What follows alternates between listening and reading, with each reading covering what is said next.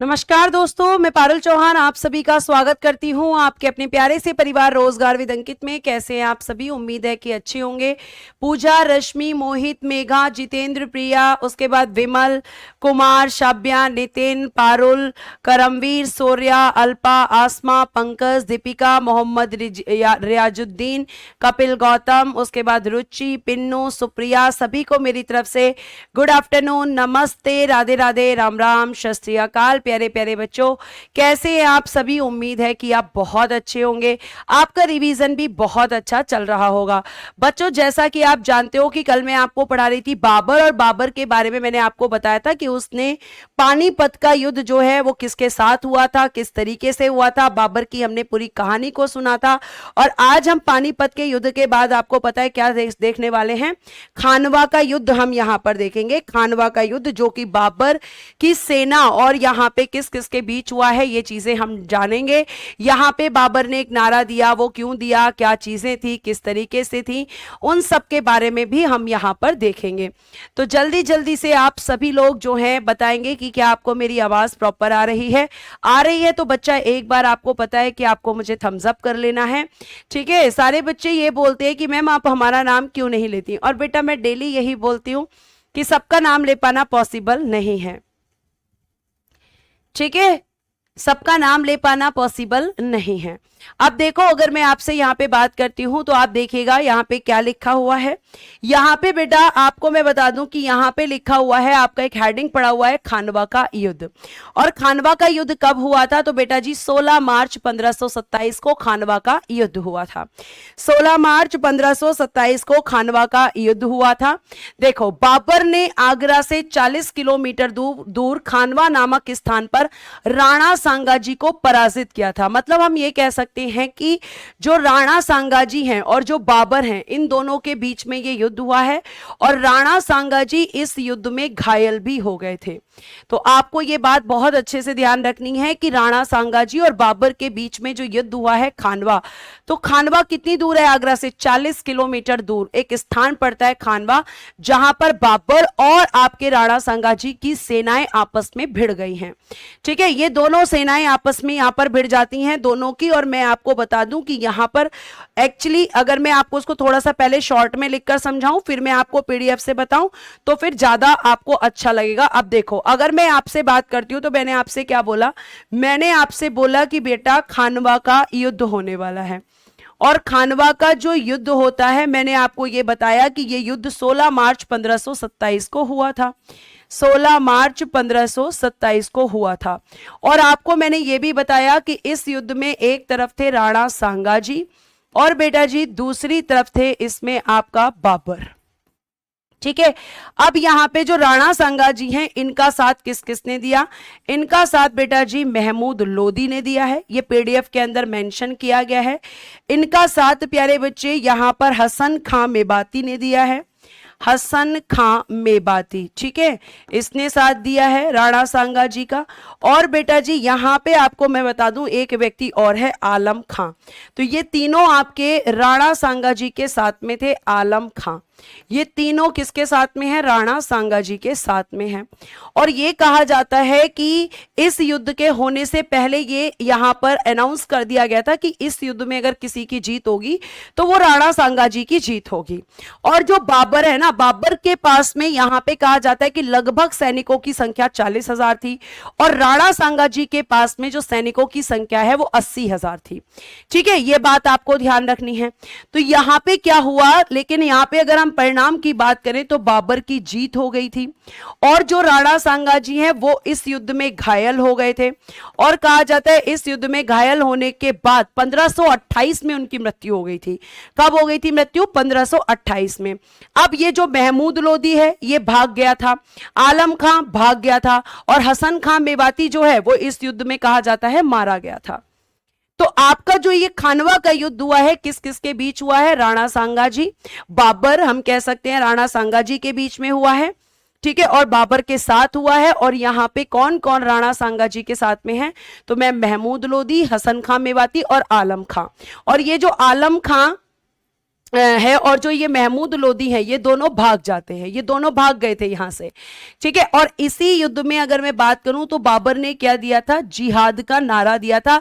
इस युद्ध के शुरू होने से पहले अपनी सेना को मोटिवेट करने के लिए क्या दिया गया था बेटा जी, बाबर द्वारा जिहाद का नारा। यह क्वेश्चन पूछा जाता है कि बाबर ने जिहाद का नारा किस युद्ध के दौरान दिया था, ठीक है। तो आप कहोगे कि मैम इसी युद्ध के दौरान, और इसी युद्ध में इसने क्या किया था, गाजी की उपाधि धारण की थी, गाजी की उपाधि धारण की। तो ये बेटा जी आपका यहां पे एक शॉर्ट नोट यहां पे प्रिपेयर हो गया कि ये क्या ये सब पीडीएफ में लिखा हुआ है, बिल्कुल लिखा हुआ है,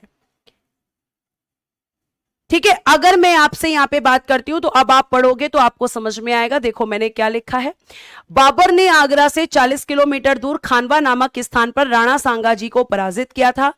बाबर ने खानवा के युद्ध से पहले सैनिकों का मनोबल बढ़ाने के लिए जिहाद का नारा दिया था। तो मैंने आपको बताया कि जिहाद का नारा बाबर ने किस युद्ध में दिया था, यह क्वेश्चन पूछा जाता है और यह क्वेश्चन आपका आंसर होगा कि मैम खानवा के युद्ध में कब हुआ था, 16 मार्च 1527 को हुआ था, ठीक है। और राणा सांगाजी की अगर मैं बात करती हूं यहां पर, तो राणा सांगाजी जब घायल हो गए तो उनकी सेना कमजोर हो जाती है। अब देखिएगा यहां पे खानवा के युद्ध में राणा सांगाजी को हसन खां मेवाती ने, महमूद लोदी कौन है, ये इब्राहिम लोदी का भाई, इब्राहिम लोदी कौन था ये आप कमेंट बॉक्स में बताएंगे, ठीक है। महमूद कौन कौन है, हसन खां मेवाती, महमूद लोदी, आलम खां लोदी और मेदिनी राय ने सहयोग दिया था। मेदिनी राय के साथ में भी एक युद्ध होगा इसी कारण से, क्योंकि इस युद्ध में राणा सांगाजी का साथ दिया है। युद्ध में हसन खां मेवाती लड़ते हुए मारा गया था, मैंने अभी आपको पीछे समझाया। तो मैंने आपको यह बताया कि इस युद्ध के अंदर कौन कौन थे, तो मैं महमूद लोदी था, आलम खां लोदी था, हसन मेवाती, एक व्यक्ति का नाम और लिख लो, मेदिनी राय। और इस युद्ध में मृत्यु किसकी हुई थी, तो मृत्यु हो गई थी मैम हसन खां मेवाती की। मृत्यु किसकी हो गई थी, हसन खां मेवाती की मृत्यु हो गई थी, ठीक है। ये आपका बेटा जी लिखा हुआ है। अब उसके बाद में यहां पे आगे देखिएगा, खानवा विजय के बाद बाबर ने गाजी की उपाधि धारण की थी, ठीक है, बहुत बढ़िया। कौन था, इब्राहिम लोदी, लोदी वंश का अंतिम शासक था जिसके साथ में बाबर का पानीपत का युद्ध हुआ था। आप लोगों ने बिल्कुल सही बोला है। तो इब्राहिम लोदी के भाई ने ही किसका साथ दिया, महमूद लोदी कौन है, इब्राहिम लोदी का भाई। और ये जो भाग गया है ना, ये भी खत्म नहीं होगा, आप देखोगे कि ये हुमायूं के लिए भी एक चैलेंज बनेगा, महमूद लोदी।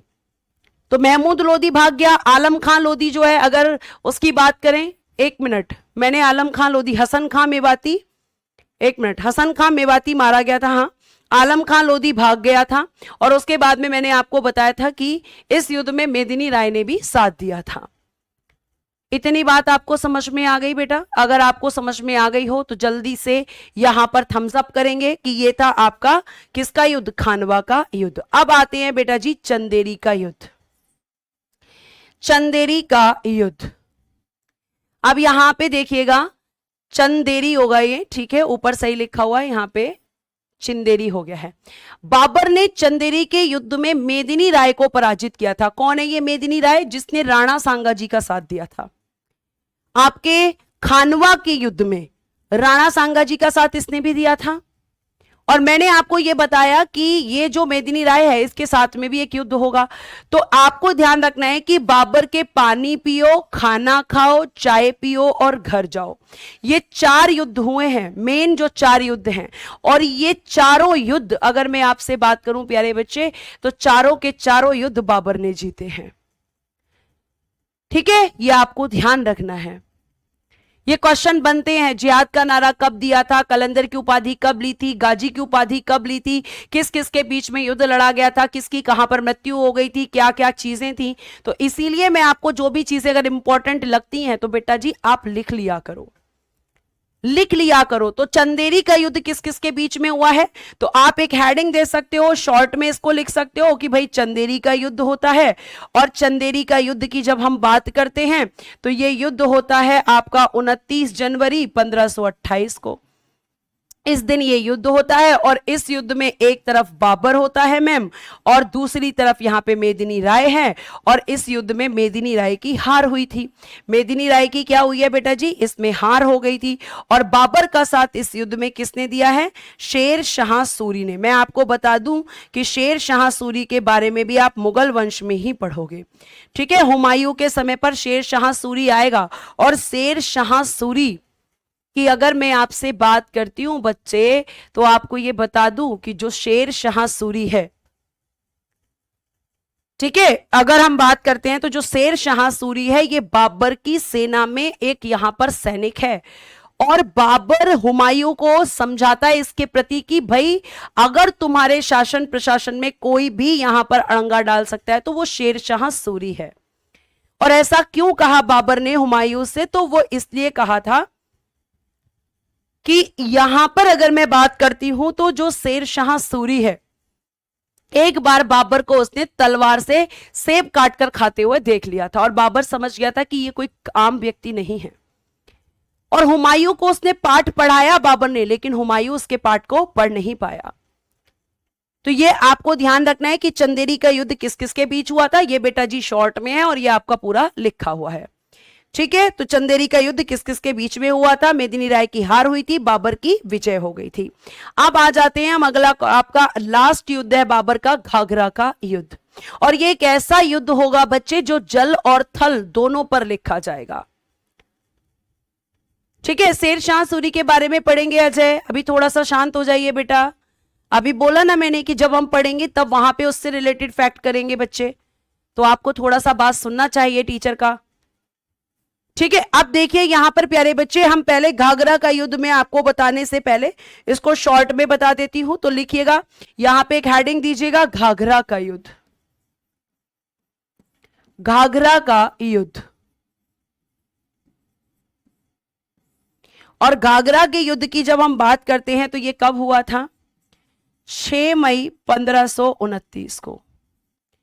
अब घाघरा का युद्ध किस किस के बीच हुआ था, तो भाई जाहिर सी बात है कि हर युद्ध में बाबर तो रहेगा ही रहेगा। अब बाबर के अगेंस्ट में यहां पे कौन कौन है, देखो फिर से आ गया आपका महमूद लोदी। महमूद लोदी, इनके साथ में है शेर खां, मतलब ये अफगान लोग हैं, अफगान, ठीक है। शेर खां है और नुसरत खां।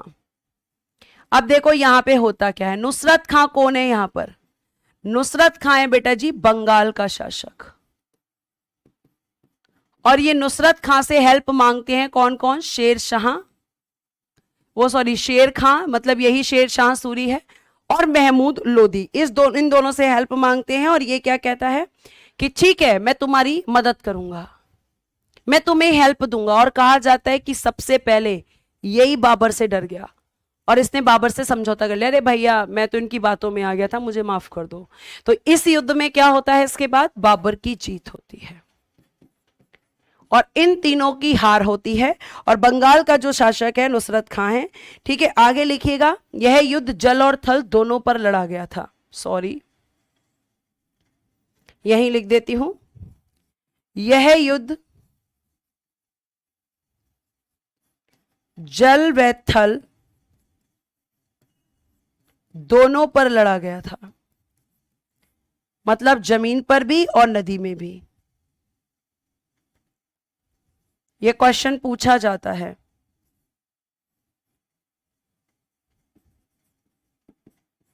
ये क्वेश्चन बेटा जी बनता है कि कौन सा युद्ध जल और थल दोनों पर लड़ा गया था, तो आप क्या कहेंगे, आप कहेंगे कि हां,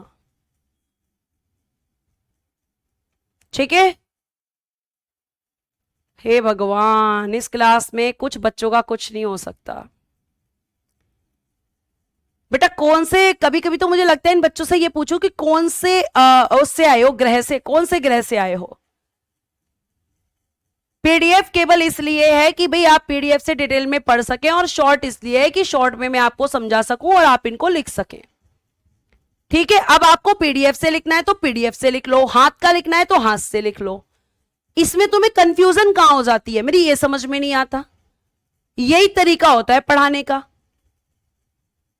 या तो तुम्हारे दिमाग में थोड़ी सी कमी आ गई है, जो तुम्हें ये इतनी सी बात समझ में नहीं आ रही? ऐसा लगता है कभी कभी कौन से उससे आए हो तुम लोग?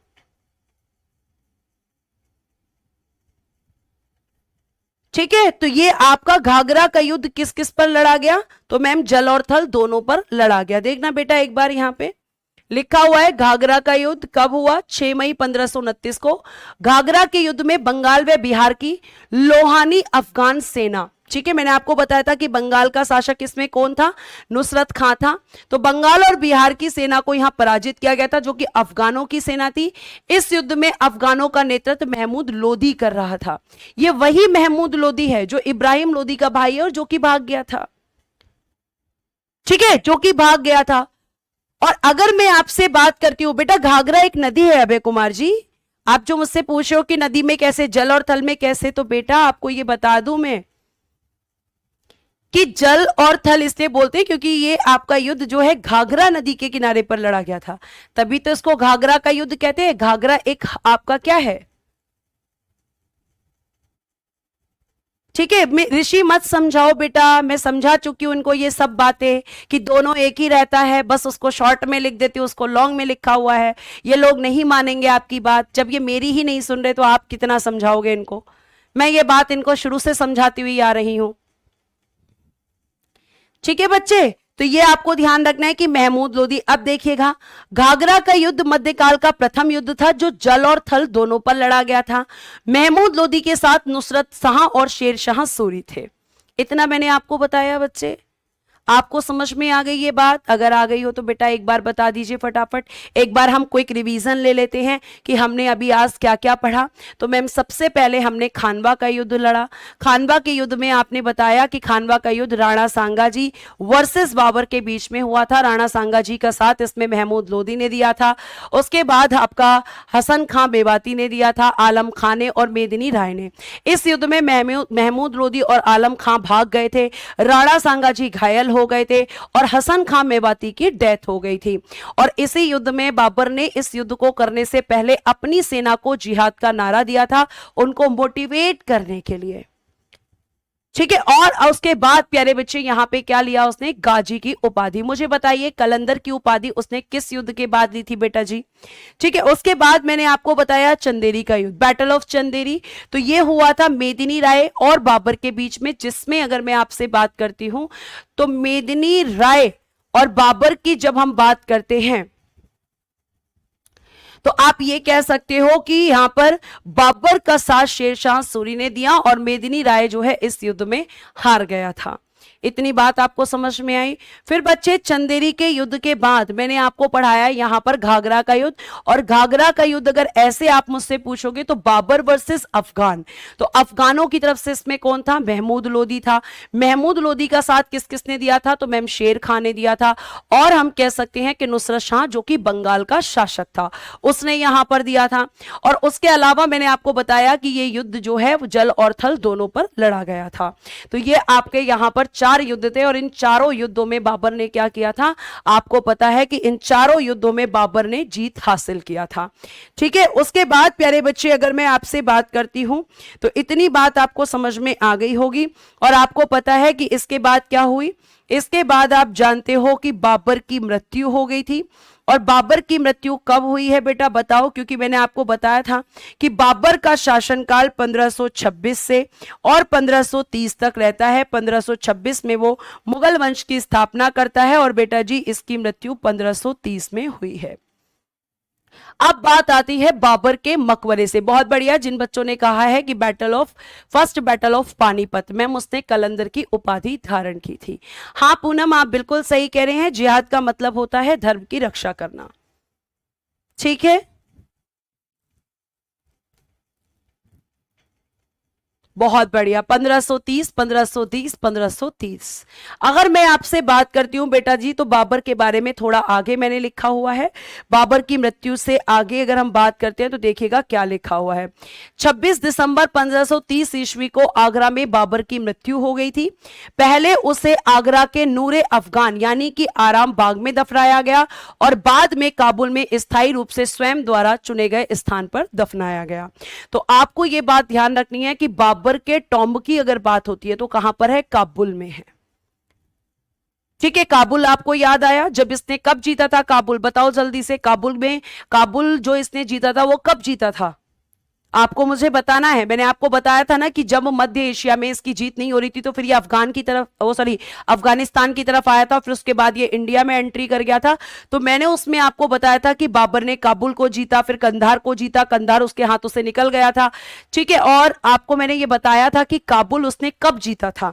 तो बाबर की जब मृत्यु हुई है तो वो आगरा में हुई, तो पहले आगरा में उसको दफना दिया गया, लेकिन उसकी डेड बॉडी को फिर से निकाला गया और फिर जो है आपका काबुल में दफनाया गया। वेरी गुड बच्चों, जिसने 1504 आंसर किया है। ठीक है, जिसने 1504 आंसर किया है, शाबाश बच्चों। जिसने लिखा है 1504 एकदम करेक्ट आंसर है। तो आपको पता चल गया कि बाबर की मृत्यु हुई कहां थी मैम, आगरा में। पहले आगरा में दफनाया गया और उसके बाद में मैम उसको उसके चुने हुए स्थान पर दफनाया गया जिसका नाम है काबुल। और काबुल बाबर ने क्या किया था, काबुल की जो है जीत की थी 1504 में। उसने खुद कहा था कि मेरी अंतिम इच्छा है कि मुझे काबुल में दफनाया जाए। अब हम आते हैं प्यारे बच्चे, देखिएगा यहां पे कुछ बाबर नामा, आपने एक बुक देखी होगी, सॉरी हुमायूं नामा, बाबर नामा नहीं हुमायूं नामा। तो हुमायूं नामा में गुलबदन बेगम ने क्या कहा है, जैसे बाबर की मृत्यु का कारण बताने की कोशिश की गई है गुलबदन बेगम के द्वारा। गुलबदन बेगम कौन है, अभी मैं आपको वो भी बताऊंगी, अभी इनके रिश्तेदार भी बताऊंगी बाबर के, कि कितने बच्चे थे, कौन कौन से बच्चे थे। और बाबर के बारे में आपको एक और चीज बता दूं कि बाबर ने अपने जीते जी ही अपना उत्तराधिकारी हुमायूं को घोषित कर दिया। हुमायूं बाबर का सबसे बड़ा बेटा था और हुमायूं से बाबर ने यह भी कहा था कि मेरे मरने के बाद अपने भाइयों में मेरी प्रॉपर्टी का बंटवारा भी कर देना, और हुमायूं ने वैसा किया भी था। ठीक है, और अगर मैं आपसे आगे यहां पर बात करूं बच्चे, तो अब मेरी बात को सुनना। गुलबदन बेगम जिन्होंने हुमायूं नामा लिखा है, तो आप कहोगे कि ये जो गुलबदन बेगम है इन्होंने हुमायूं नामा की रचना करके इसमें यह कहा कि बाबर को जहर दिया गया था, और जहर देने वाली कौन थी, तो इब्राहिम लोदी की मां थी। कि इब्राहिम लोदी की मां ने बाबर को जहर दे दिया था जिसकी वजह से बाबर की मृत्यु हो गई। ये कौन कहता है, गुलबदन बेगम कहती हैं अकॉर्डिंग टू हुमायूं नामा। ये गुलबदन बेगम ने बाबर को लेकर कहा। अब देखिएगा, आपको यह भी बता दूं कि बाबर ने तुर्की भाषा में अपनी आत्मकथा तुजुके बाबरी लिखी है। और यह क्वेश्चन कई बार पूछा गया है कि बाबर नामा जो बाबर ने लिखी है वो किस भाषा में है, तो बेटा जी इसने अपनी ऑटोबायोग्राफी लिखी है और ये तुर्की भाषा में है। अच्छा, एक यहां पे दिल्ली सल्तनत का भी शासक था जिसने अपनी ऑटोबायोग्राफी लिखी थी। क्या आप मुझे बता सकते हैं कि वो शासक कौन था और क्या थी उसकी ऑटोबायोग्राफी? जब किसी व्यक्ति के द्वारा अपने जीवन के बारे में परिचय किसी किताब के द्वारा दिया जाता है तो उसे कहते हैं ऑटोबायोग्राफी, मतलब आत्मकथा। और मैंने आपको यह भी बताया था कि इसी बाबरनामा में बाबर ने कहा कि जिस समय मेरा शासन था उस समय पर सबसे जो सर्वाधिक शक्तिशाली शासक थे वो कौन थे, तो कृष्ण देव राय जी थे। यह आपको ध्यान रखना है। बहुत बढ़िया हिमांशु कसाना, वेरी गुड बेटा। नेहा मोहित बिल्कुल सही है मैम, फिरोज शाह तुगलक ने लिखी थी। कौन सी बुक लिखी थी, फुतुहात ए फिरोज शाही, फारसी में उसने लिखी थी। ठीक है, दिल्ली सल्तनत में किसने लिखी थी, फिरोज शाह तुगलक ने। फुतुहात ए फिरोज शाही को लिखने वाला था मैम। और बाबर ने क्या किया, बाबर ने भी अपनी ऑटोबायोग्राफी लिखी है। बाबर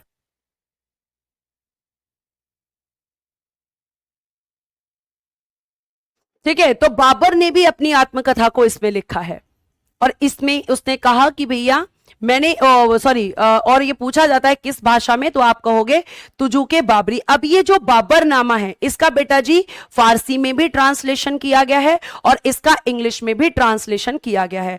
तो फारसी में इसका किस किसने लिखा है? ठीक है, 1 मिनट रुकना बच्चे, 1 मिनट बस, मुझे 1 मिनट देना बेटा, 1 मिनट देना बेटा जी, 1 मिनट। चलो हो गया मेरा काम, आ जाइए। 1 मिनट रुकना बेटा, 1 मिनट रुकिएगा।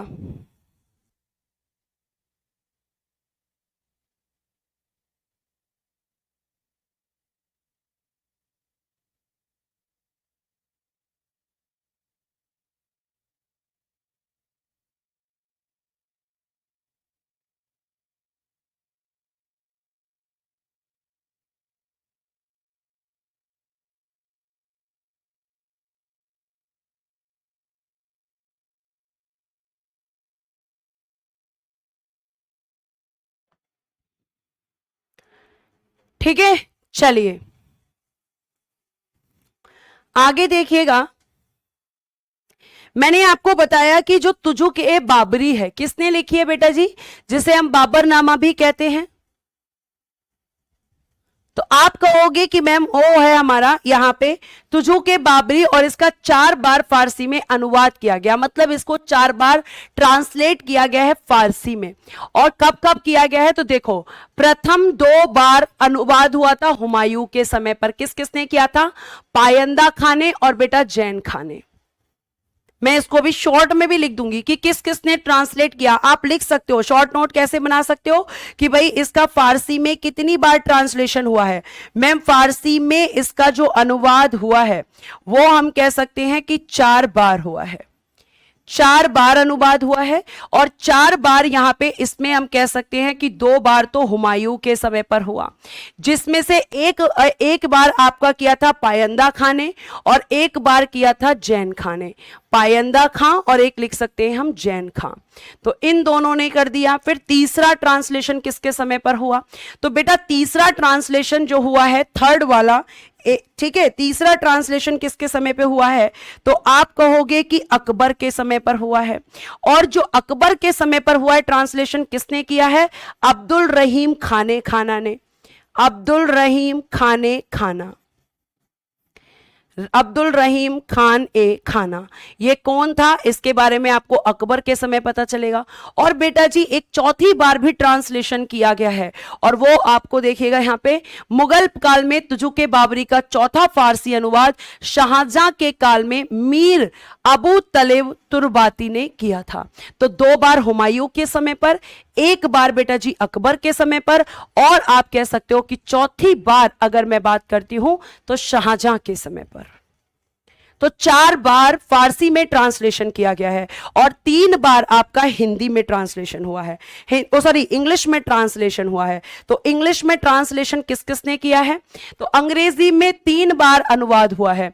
जॉन लीडन और विलियम एरिस्किन ने 1826 में, किंग इनका पूरा नाम है लुकास व्हाइट किंग, इन्होंने, श्रीमती एस बेबरिज ने 1905 में। और इनका जो ट्रांसलेशन है वो सबसे ज्यादा वैलिड माना जाता है। हाँ बेटा, अब्दुल रहीम को खाने खाना की उपाधि, तो आप कहोगे कि फारसी में कितनी बार, 4 बार, और इंग्लिश में कितनी बार हुआ है बच्चे, तो आप कहोगे कि 3 बार।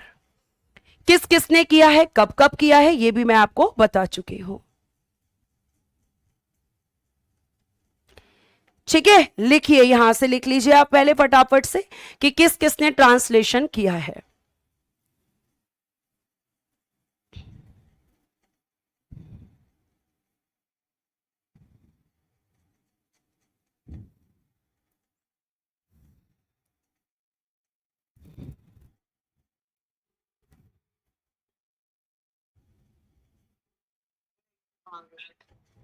हेलो,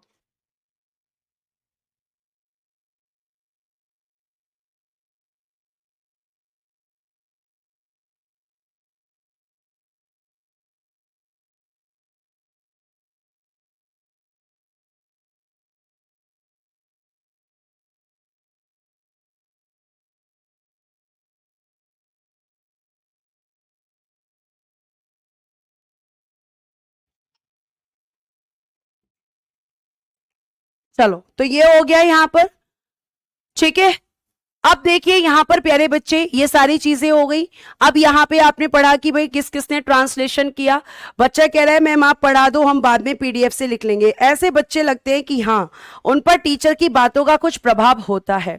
अब बेटा जी बाबर ने एक मुस्लिम कानून भी लिखा है, मुस्लिम कानून की पुस्तक को भी लिखा है। और वो अगर मैं बात करती हूं तो वो मुस्लिम कानून की पुस्तक कौन सी है बेटा, तो आप कहोगे कि उसे कहते हैं मुबायान। ठीक है, मुबायान को लिखा है फारसी भाषा में, बाबर ने इसको लिखा है, और इसे कहता है कि मुबैयान मुस्लिम कानून की एक पुस्तक है। तो ये भी किसने लिखा है, बाबर ने। थैंक यू दृष्टि, थैंक यू सो मच। और आज मेरी क्लास में मैं आपको एक और न्यूज दे दूं कि जो 1 मिनट मैंने आपसे रोकने के लिए कहा था, आज शुरुआत हो चुकी है ब्लॉक करने की। और मैंने आज एक बच्चे को ब्लॉक करवाया है, क्योंकि मजबूर कर देते हो आप लोग।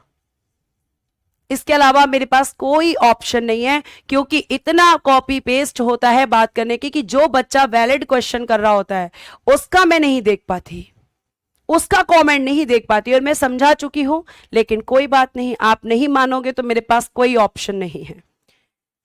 मैं कई बार ये चीज बोल चुकी हूं कि बेटा जी मैं आपको बहुत अच्छे से पढ़ाती हूं, तो आपका ये फर्ज बनता है कि आप बहुत अच्छे से पढ़ लो। लेकिन आपने कहा कि नहीं मैम, हम आपको मजबूर करेंगे उस लेवल तक कि आप हमें ब्लॉक करवाएं। ठीक है, बिल्कुल सच में, झूठ नहीं है कुछ भी।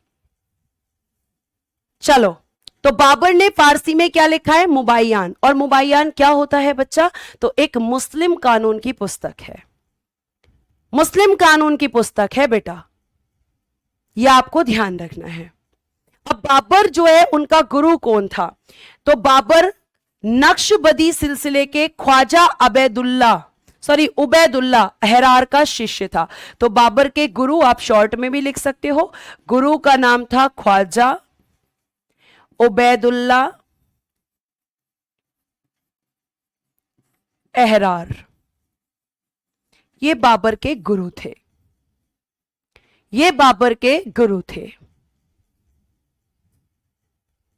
बेटा गुलबदन बेगम कौन थी प्रवेंद्र? अभी आपको पता चल जाएगा बेटा, अभी मैं बताऊंगी, बस 2 मिनट का समय और। हुमायूं शुरू होगा ना, वहां पे गुलबदन बेगम भी आएंगी।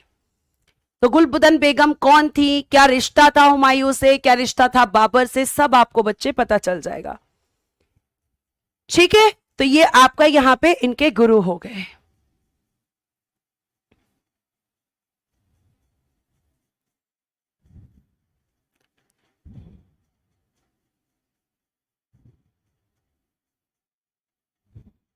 बात समझ में आ गई?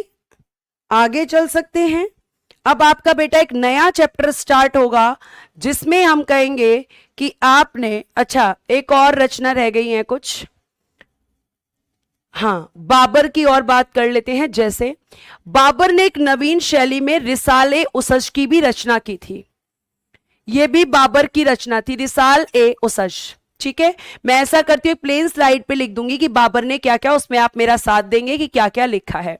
उसके बाद में बाबर के 4 पुत्रों में हुमायूं सबसे बड़ा पुत्र था, और हुमायूं का जन्म यहीं से शुरू हो जाएगा आपका हुमायूं। यहां से पहले बाबर के बारे में खत्म कर लेते हैं। बच्चों बताओ मैंने आपको क्या क्या बताया कि बाबर की रचनाएं कौन कौन सी थी? बाबर की रचना, तो आप कहोगे कि सबसे पहले तो अगर हम बात करें तो मैम बाबरनामा थी,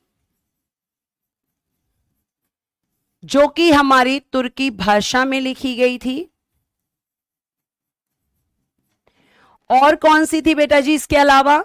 तो मैम एक आपने बताया था कि मुस्लिम कानून की पुस्तक मुबाय्यान थी, और ये किस भाषा में लिखी गई थी? तो आपने बताया था कि फारसी भाषा में। ठीक है, बताया था ना अभी, देखो मैं आपको दिखा दूं यहां पे मुबाय्यान के बारे में मैंने अभी बताया आपको, 1 मिनट। ये रहा मुबाय्यान नामक विशेष, जो आपकी पुस्तक मुस्लिम कानून किस भाषा में? तो फारसी भाषा में। ठीक है बेटा, और अगर मैं आपसे बात करती हूं बच्चे, तो फिर मैंने आपको बताया कि एक थी रिसाल-ए-उसज, रिसाल-ए-उसज, ये बाबर के समय पर या बाबर के द्वारा ही लिखी गई थी। ये बाबर की रचनाएं हैं जिसमें से सबसे ज्यादा क्वेश्चन आता है इससे। अब आइए आगे, अब हम बात करेंगे यहां पे बेटा एक हेडिंग, क्योंकि यहां पे भैया ने टाइप किया है, तो आप यहां पे एक हेडिंग बीच में यहां लिख लेंगे ताकि आपको यह पता चल सके कि यहां से स्टार्ट हो गया है हुमायूं,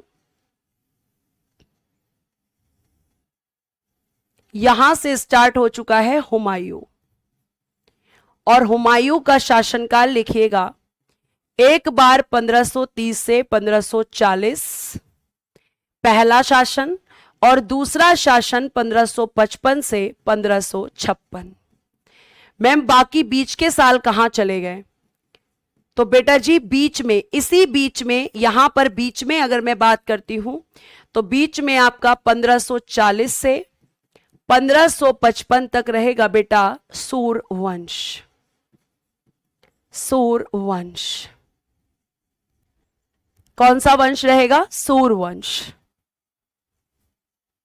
1530 से 1556 आपने जो लिखा है वो डायरेक्टली नहीं लिखेंगे, पहले 1530 से 1540 लिखेंगे, और बेटा अगर मैं बात करती हूं तो उसके बाद में 1555 से 1556 लिखेंगे।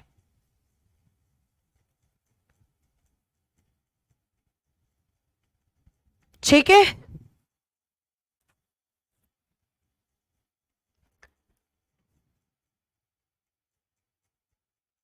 बात समझ में आ गई?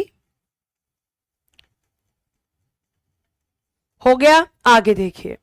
अब बेटा जब हुमायूं की हम बात करते हैं तो मैंने आपको बताया कि जो बाबर है, बाबर के बारे में अगर मैं आपसे बात करूं तो बाबर के 4 पुत्र हैं।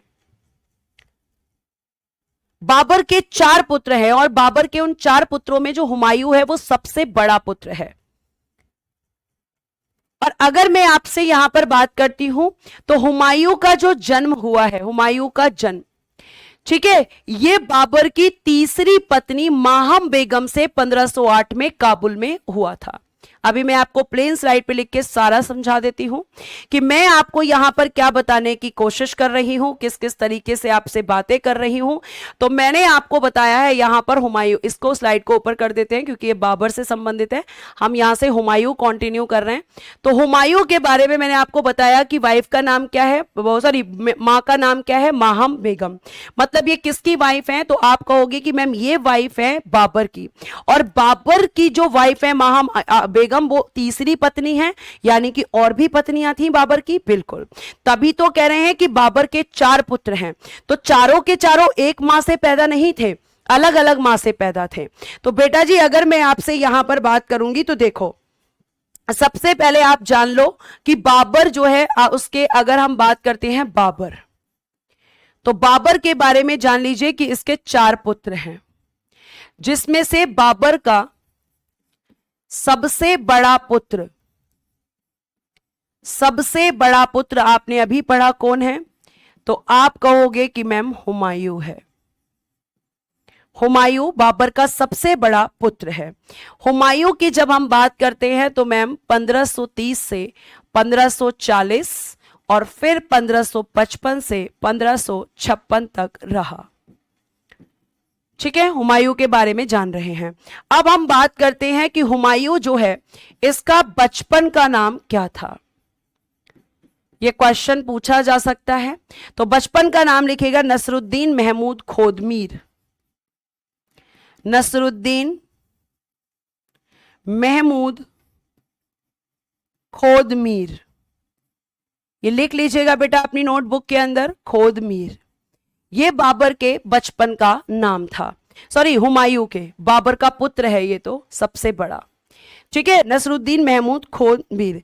अब अगर हम बात करते हैं तो इसका जन्म कब हुआ था, तो आप कहोगे 1508 में।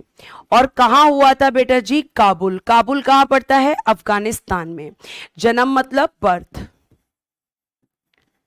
तो इसका जन्म हुआ था काबुल में।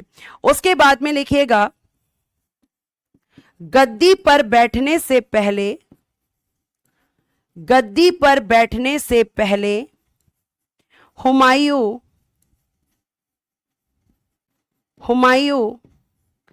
बदख्शां का गवर्नर था। बदख्शां का गवर्नर था। यह हुमायूं का इंट्रोडक्शन है कि हुमायूं का जन्म कब हुआ, तो सॉरी जन्म कब हुआ था, कब। अब आगे बात करते हैं कि हुमायूं गद्दी पर कब बैठा। गद्दी पर कब बैठा, तो आप कहोगे कि गद्दी पर बैठा था 1530 एडी में, और बेटा जी आगरा में। आगरा में क्यों? क्योंकि इन्होंने अपना सेंटर बनाया था आगरा में।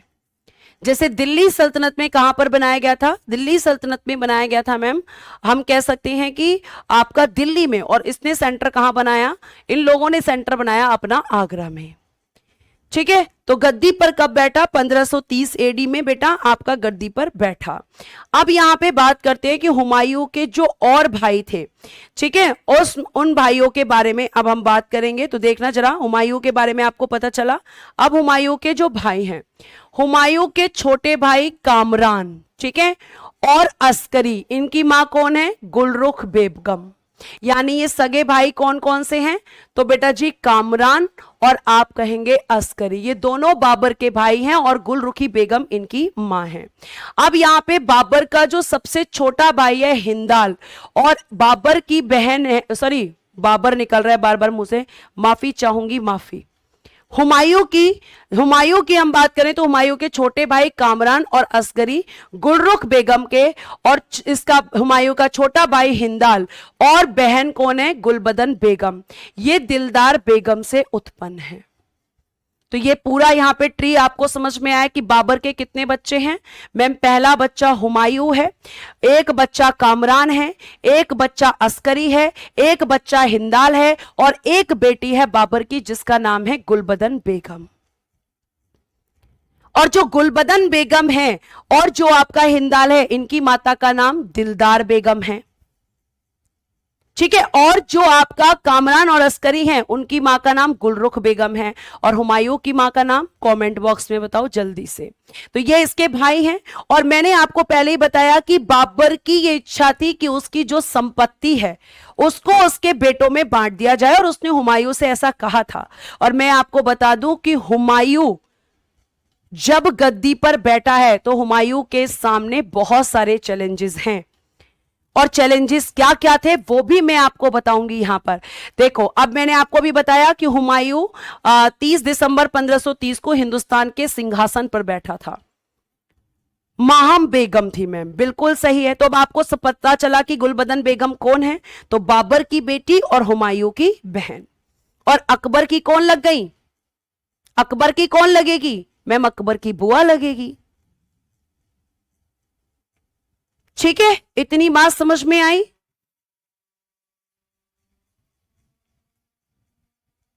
आगे आइए। अब यहां पे आगे सुन लीजिए, पहले फैमिली ट्री पूरा जान लीजिए फिर हम आगे बताएंगे। अब देखो, हुमायूं ने अपने पिता की इच्छा यहां पे लिखी हुई है कि हुमायूं द्वारा क्या किया गया था? साम्राज्य विभाजन।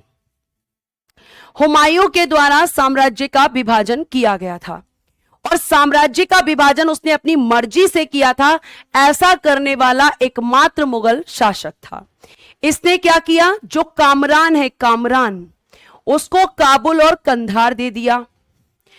जो अस्करी है उसको संभल, और जो हिंदाल है उसको मेवात की जागीर मिली। और इसका एक चचेरा भाई भी था, कजन ब्रदर, उसको इसने क्या दिया? अपने चचेरे भाई सुलेमान मिर्जा को इसने बदख्शां की जागीर दे दी। बदख्शां जहां का ये सिंहासन पर बैठने के पहले खुद वहां पर उसकी अपॉइंटमेंट थी, तो उसने अपने चचेरे भाई को बदख्शां की जागीर दे दी। तो कितने यहां पर भाई बहन हो गए? ये आप कहोगे कि मैम 4 लड़के थे बाबर के और 1 लड़की थी गुलबदन बेगम। ठीक है, तो ये आपको ध्यान रखना है। बच्चा कह रहा है फूफी कहेंगे अकबर की। हाँ, फूफी कहते हैं। ठीक है, समझ आए? यहां पे आपको समझ आया? एक बार बताइए जल्दी से।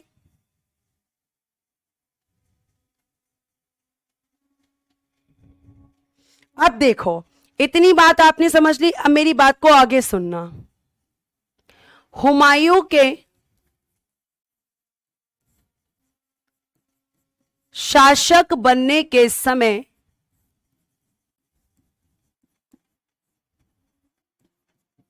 उसकी चुनौतियां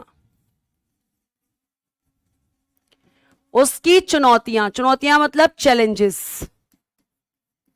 क्या क्या चैलेंजेस थे उसके सामने, आप इसको लिख भी सकते हो, और ये मैं वैसे आपको समझाने के लिए बता रही हूं। अगर आपका मन है तो आप लिख सकते हो।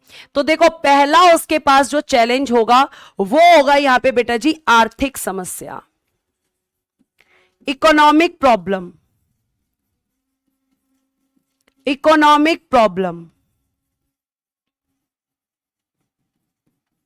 दूसरी उसके पास में समस्या होगी अफगान। आपको पता है अफगान लोग, जिसमें आप देख रहे हो कि महमूद लोदी, इब्राहिम लोदी का भाई, अभी तक जिंदा है। ठीक है, अभी तक जिंदा है।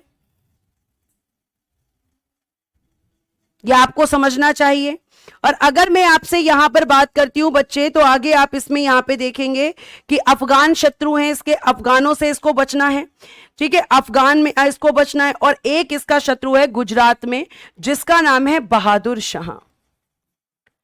बहादुर शाह ये कहां पर है? तो ये बेटा जी चैलेंज बनेगा गुजरात में, और ये चैलेंज बनेंगे बंगाल और बिहार में। अभी सारा समझाऊंगी मैं आपको। और उसके बाद में एक चौथा चैलेंज है इसके खुद के भाई। इसके जो भाई हैं वो कभी भी इसको सपोर्ट नहीं करेंगे, सारे के सारे निकम्मे हैं। ठीक है, इसके भाई भी एक तरीके से निकम्मे हैं। तो भाइयों को क्या किया था इसने? साम्राज्य विभाजन। और आगे चलकर ये इसकी सबसे बड़ी गलती दिखाई देती है। जैसे मैंने आपको बताया अभी कि अस्करी को क्या दिया था इसने? अस्करी को मैम इसने संभल दे दिया था, बताया मैंने। उसके बाद मैंने बताया कि हिंदाल, उसको इसने मेवात दे दिया था। एक मैंने आपको बताया यहां पे कामरान, इसको काबुल और कंधार दिया था। काबुल एंड कंधार ये इसको दे दिए गए थे। ठीक है, और अगर मैं आपसे बात करती हूं तो आपका ये सब चैलेंजेस इसके सामने हैं, ये सारी की सारी। हां, आर्थिक समस्या बाबर के समय से ही थी। और अगर मैं आपसे बात करूं तो आर्थिक समस्या कैसे हुई थी, तो मैंने आपको बताया था कि जब बाबर ने पानीपत का पहला, ठीक है, अगर मैं आपसे बात करती हूं तो जो आपकी यहां पर पहली समस्या है वो आर्थिक समस्या है। और आर्थिक समस्या ये थी कि जब बाबर ने पानीपत का पहला युद्ध लड़ा था, तो मैंने आपको बताया था कि बाबर ने उस समय पर आपके जो है चांदी के सिक्के बांटे थे सेना को, सॉरी काबुल के हर एक नागरिक को। और उस सिक्के का नाम बताइए जरा क्या था। और उसके अलावा ये क्या करता था कि जो इसकी सेना थी उसको भी खुश रखता था बाबर, तो उसको भी यहां पे ये उपहार बांटता था, बहुत सारे यहां पर सिक्के बांटता था। तो इसकी वजह से जो राजकोष है उस पर क्या पड़ता था? असर पड़ता था। और मैंने आपको बताया था क्योंकि उसने सिक्के बांटे थे, इसी वजह से क्या हुआ कि यहां पे कलंदर की उपाधि दी गई थी। ठीक है, इसीलिए कलंदर की उपाधि दी गई थी। और आपका ये आर्थिक समस्या से अब कौन जूझेगा? हुमायूं भी जूझेगा। तो हुमायूं को एक तो इकोनॉमिकली स्ट्रांग होना है, दूसरा उसके पास चैलेंजेस हैं अफगान। अब अफगानों में आप जानते हो कि एक तो आपका महमूद लोदी जो कि भाग गया था, तो वो इसका दुश्मन बन के बैठा हुआ है। बहुत बढ़िया मैम, शाहरुख नाम का सिक्का था, शाहरुख ही बल्कि कह सकते हैं, वो आपका सिक्का था। और मैं आपको बेटा जी ये भी बता दूं यहां पर कि जो अफगान है वो है, और एक यहां पे शेर खां या जिसे आप कह रहे हो शेर शाह, वो इसका सबसे बड़ा दुश्मन बनके यहां पर उभरेगा। और बहादुर शाह जो कि गुजरात के अंदर है, जिसका लक्ष्य यह है कि भाई मैं किसी भी तरीके से दिल्ली को हासिल करना चाहूंगा। और यहां पे बहादुर शाह के मैटर में भी हुमायूं से गलती होगी, और उस गलती से जो है हम ये सीखेंगे इतिहास के अंदर कि अब कभी भी हमें चीजों को इस तरीके से नहीं छोड़ना चाहिए। मतलब एक तरीके से गुजरात इसको बहुत आसानी से मिलेगा, लेकिन उतनी ही जल्दी ये गुजरात को खो भी देगा।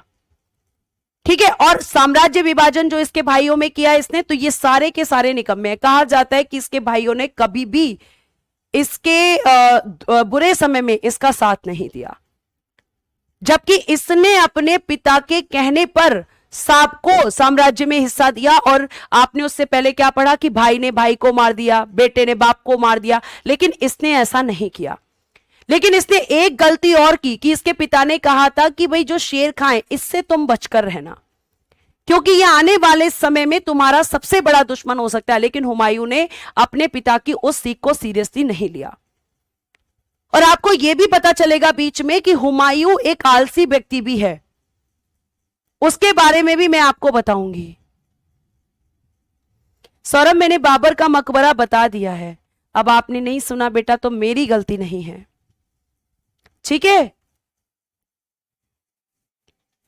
आगे देखिए, अब यहां पे मैं बात करती हूं कि हुमायूं में अगर हम बात करते हैं तो आपका यहां पे देखेंगे हम कि हुमायूं के प्रमुख अभियान, इसने बहुत सारे कैंपेन किए हैं हुमायूं ने। तो इसका पहला अभियान कौन सा था, पहले अभियान में क्या हुआ था, क्या चीजें हुई थी। तो पहले अभियान के बारे में मैं आपसे बात करूंगी। तो मैंने पहले अभियान आपका लिखा हुआ है कि भैया 1531 में इसने कालिंजर पर किया था। कालिंजर पर इसने पहला अभियान किया। और कालिंजर पर जब यह अभियान करता है तो मेरी बात सुन लो कि कालिंजर जो है जब उस पर अभियान कर रहा है तो वहां के शासक चंदेल शासक है प्रताप रुद्र देव जी। वहां पर यह जाता है और वहां पर जाकर कहा जाता है कि प्रताप रुद्र देव जी को ये एक तरीके से कहते हैं कि सफल अभियान हुआ। और यहां से बाबर जब इसने हुमायूं ने जब प्रताप रुद्र देव जी ने संधि की हुमायूं से, तो उसके बदले में बहुत सारा धन भी हुमायूं को मिला। मैम इसने संधि क्यों कर ली, तो संधि इसने कर ली कि जब ये यहां पर कालिंजर को जीतने के प्रयास में गया था तो उसी समय पर इसको पता चला कि जो महमूद लोदी है, महमूद लोदी बंगाल की तरफ से आ रहा है। कहां पर, जौनपुर में। और जौनपुर में जब उसको पता चला कि भाई अगर वो पहले उसका लक्ष्य है महमूद लोदी का, मैं जौनपुर को जीतूंगा और जौनपुर को जीतने के बाद मैं दिल्ली को जीतूंगा। तो ये बात एक तो किसको पता चल जाती है, हुमायूं को इस अभियान के दौरान पता चल जाती है। ठीक है। और उसके बाद में अगर मैं आपसे बात करूं तो फिर प्यारे बच्चे दूसरा कारण होता है कि जो शेर खां है वो क्या करता है, उसी दौरान पे कालिंजर जो किला है, कालिंजर किला आपका कहां पर पड़ता है, मिर्जापुर यूपी के अंदर, वहां पे शेर शाह जो है वो अपना जो है कब्जा जमा लेता है।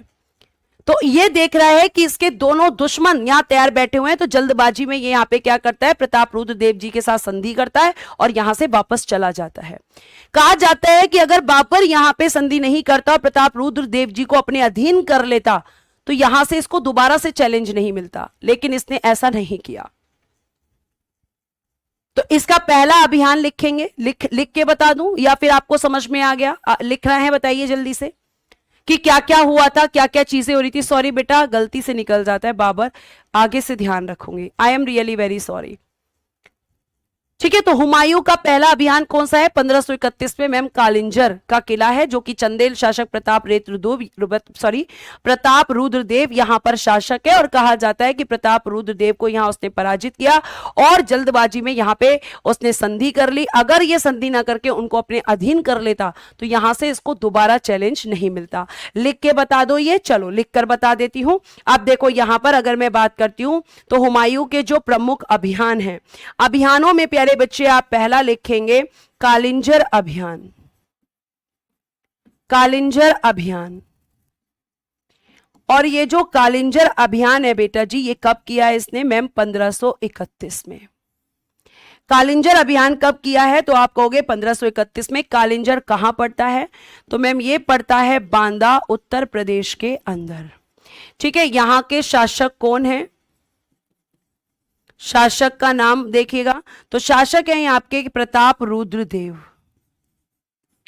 प्रताप रुद्र देव वो यहां के शासक हैं। और इसमें आपका ये किसके अभियान बता रही हूं, हुमायूं के, हुमायूं का अभियान जो कि पहला अभियान है। और इसमें ये सफल हुआ। सफल हुआ तो यहां पर क्या हुई है, संधि हुई है। और संधि में क्या मिला, तो आप कहोगे हुमायूं को बहुत सारा धन यहां से प्राप्त हुआ। हुमायूं को बहुत सारा धन प्राप्त हुआ। ठीक है, प्राप्त हुआ। इन दोनों के बीच में संधि हो गई। और आपको मैं ये भी बता दूं कि ये आपका जल्दबाजी में, ओहो यही गलती हो जाती है स्लाइड पे। अब आपको मैं ये भी बता दूं कि ये यहां से क्या करता है कि जल्दबाजी में संधि करता है।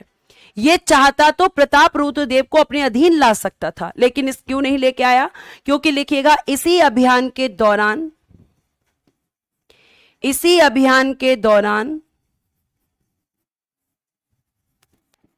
इसे सूचना मिली,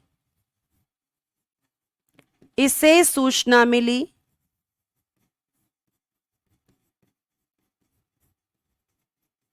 कि महमूद लोदी, कि महमूद लोदी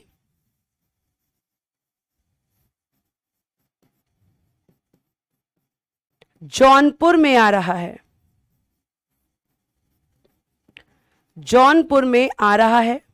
और महमूद लोदी कौन है? तो एक अफगान है। मैंने आपको बताया था कि अफगान इसके समय पर कौन रहेंगे। ठीक है, तो आप कहोगे कि यहां पर हम कह सकते हैं कि जो महमूद लोदी है उसके आने की सूचना मिल गई कि भैया वो कहां पर है, कि जौनपुर में आ रहा है। और दूसरा, शेर खान ने चुनार दुर्ग पर नियंत्रण कर लिया। शेर खान ने चुनार दुर्ग पर नियंत्रण कर लिया। नियंत्रण कर लिया। ठीक है, नियंत्रण कर लिया। और बेटा आपको मैं बता दूं यहां पर कि ये जो चुनार दुर्ग है ये आपका मिर्जापुर यूपी में है। मिर्जापुर यूपी। अब इसी चुनार के किले पर ये घेरेबंदी करेगा और शेर शाह को मजबूर होना पड़ेगा इसके लिए, इससे संधि के लिए और अपनी हार मानने के लिए। ठीक है, तो ये आपको ध्यान रखना है। अब इसका नेक्स्ट होगा बेटा जी जो आप कहते हैं नेक्स्ट अभियान होगा 1532 में। और 1532 में हुमायूं ने क्या किया? अगस्त 1532 ईस्वी में गोमती नदी के किनारे पर दोहरिया का युद्ध होगा। और इस युद्ध के अंदर हम देखेंगे कि किस किस ने, तो ये युद्ध किस किस के साथ होगा। तो आप देखेंगे कि दोहरिया का जो युद्ध है उसमें अफगानों को हराया और अफगानों का नेतृत्व किसने किया? महमूद लोदी ने। और इस युद्ध में शेर खान ने महमूद लोदी का साथ दिया, लेकिन महमूद लोदी जब यहां पर हार रहा था तो शेर खान यहां से भाग गया। शेर खां क्या हो गया? यहां से भाग गया। और जब शेर खां भागेगा तो हुमायूं कहां पहुंचेगा? कालिंजर में पहुंचेगा, जहां पे शेर खां ने नियंत्रण किया हुआ है। और उस कालिंजर के किले पर 4 महीने घेराबंदी करके रखेगा हुमायूं। और जब आपका शेर शाह को दिखेगा कि अब ये यहां से जाने वाला नहीं है तो शेर खां इसके साथ में समझौता करेगा। और समझौता करने के साथ साथ अपना कह देगा कि भाई तुम मेरे पुत्र को भी ले जाओ अपने साथ, तो अपना पुत्र भी इसके साथ में भेजेगा। और आपको मैं बता दूं कि आपको एक और चीज मैं बता दूं कि यहां पर हुमायूं के साथ में जो षड्यंत्र चल रहे थे वो शुरू से ही चल रहे थे। ठीक है, हुमायूं के साथ में जो षड्यंत्र चल रहे थे बेटा जी, अगर मैं आपको बता दूं तो वो शुरू से ही चल रहे थे। ऐसा नहीं था कि हुमायूं बहुत आसानी से गद्दी पर बैठ गया था। एक यहां पे व्यक्ति था मेहंदी खां, उसके बारे में आपने सुना होगा। मेहंदी खां ये चाहता था कि मैं राजा बनूं। अब मेहंदी खां कौन है?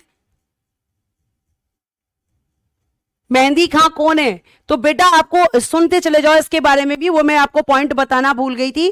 तो आपको बता दूं कि जो मेहंदी ख्वाजा है या मेहंदी खां है वो आपका शेबानी खान, आपने एक नाम मेरे मुंह से सुना था जब मैंने आपको बताया था कि आपका बाबर समरकंद को जीतना चाहता था, तो शेबानी खान ने आकर उसको कब्जे में कर लिया था। और शेबानी खान ने बाबर की बहन से शादी कर ली थी।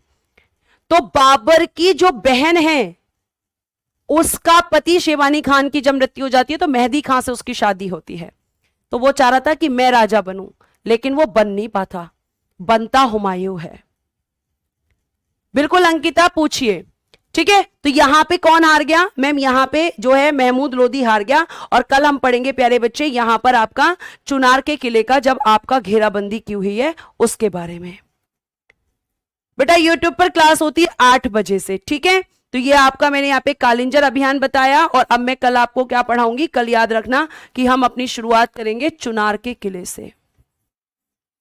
चुनार का किला जिसकी घेराबंदी ये 4 महीने तक करके रखता है।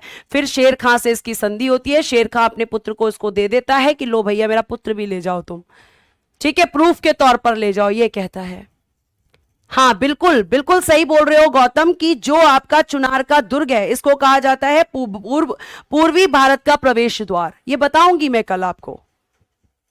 ठीक है, अगर यहां तक आपको चीजें समझ में आ गई हो तो कल बेटा जी हम हुमायूं के बारे में पढ़ेंगे और हुमायूं के बारे में आगे की चीजें देखेंगे। हुमायूं का जीवन किस तरीके से शेर खां की वजह से कितने साल एक भटकाव में चला जाता है वो भी हम पढ़ेंगे।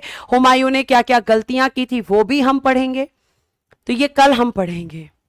कल क्लास होगी, बिल्कुल होगी। और कल मैं शायद 1.5 या 2 घंटे क्लास ले सकती हूँ, 1.5 या 2 घंटे क्लास ले सकती हूँ। आरजे पुलिस कह रहे हैं कि मैम मेरे सारे क्वेश्चन बन रहे हैं। बहुत अच्छी बात है बेटा, जो पढ़ने वाले बच्चे हैं मुझे उन्हें ही पढ़ाना है, जो पढ़ने वाले बच्चे नहीं हैं उन्हें मुझे नहीं पढ़ाना है। हाँ बेटा कल क्लास होगी, ठीक है, कल क्लास होगी। ध्यान रखना मेहंदी खां का नाम जो मैंने आपको बताया है, मेहंदी ख्वाजा वो शासक बनना चाहता था, ठीक है, लेकिन हुमायूं को ही फेवर किया गया और हुमायूं ही शासक बना। तो कल मिलते हैं। Thank you so much, bye bye, take care and good day everyone. जय हिंद, जय भारत। हंसते रहें, मुस्कुराते रहें और हमेशा खुश रहें।